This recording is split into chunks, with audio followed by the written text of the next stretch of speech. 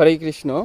এই যে আমার হাতে যে প্লাস্টিকটা দেখতেছেন, এটা হচ্ছে কাগজের, মোটা কাগজের পলিথিনের পলিথিন কাগজ। এটা দিয়ে হচ্ছে কি করব আর কেনই বা যাচ্ছি, কোথায় যাচ্ছি। তো এটা হচ্ছে পলিথিনের কাগজ, এটা দিয়ে একটা ভেলা বানাবো, নৌকা, আর যেটাকে আমাদের আঞ্চলিক ভাষায়, রংপুরের আঞ্চলিক ভাষায় বলে ভুরা।